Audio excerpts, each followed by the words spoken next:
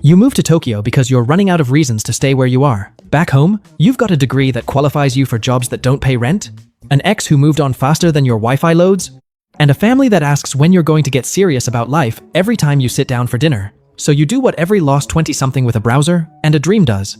You romanticize a country you've never lived in, based entirely on anime, street food reels, and a 30-second clip of someone walking through Shibuya at night with lo-fi beats playing. You buy a one-way ticket to Narita with $1,100 in your account, a TEFL certificate you got online in 3 weeks, and the unshakable confidence of someone who has absolutely no idea what's about to happen to them. The plan is simple. Teach English, learn Japanese, find yourself. 3 goals, 0 realistic timelines.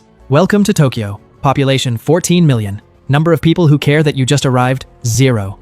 Your first night is spent in a capsule hotel near Shinjuku because you couldn't figure out the apartment rental process from overseas, and the one place that accepted foreigners without a guarantor wanted 6 months upfront plus a non-refundable gift payment to the landlord called key money. You read that term 3 times, key money. You're paying the landlord a gift for the privilege of giving him rent every month. It's like tipping someone before they've served you, except the tip is $2,000 and the service is a room the size of a parking space. But you don't have a guarantor because you don't know a single human being in this city. So the capsule hotel it is. You lie in your plastic pod, listening to the man in the pod next to you, snore through what sounds like a deviated septum and a personal vendetta against silence. You stare at the ceiling 4 inches from your nose and think, this is the adventure. After 3 days of paperwork, polite rejections, and Google Translate conversations that made you sound like a malfunctioning robot, you find an apartment. It's in Kita-senju, a neighborhood in the northeast that the expat forums describe as authentic, which is code for cheap and far from anything cool. The apartment is a 1K, which means 1 room plus a kitchen that's technically a hallway with a burner. The walls are thin enough to hear your neighbor's TV, his microwave, and what you're pretty sure is his opinion about a baseball game. The bathroom is a plastic cube that combines the shower, sink, and toilet into one unit so compact that you can technically do all 3 at the same time if you lost all self-respect. The rent is 65,000 yen a month, which sounds like a lot, until you realize that's about $450 for Tokyo, which makes it the cheapest thing in this city besides tap water and loneliness.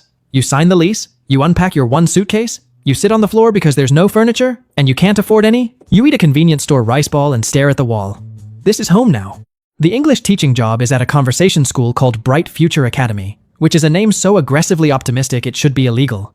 The school is a factory. You teach 6 classes a day, 45 minutes each, back to back, with students ranging from businessmen who need English for overseas clients to elderly women who just want someone to talk to because their kids stopped visiting. The pay is 250,000 yen a month, which sounds reasonable until you subtract rent, utilities, train pass, health insurance, residence tax, and the mandatory pension contribution that you will never collect because you're not staying forever.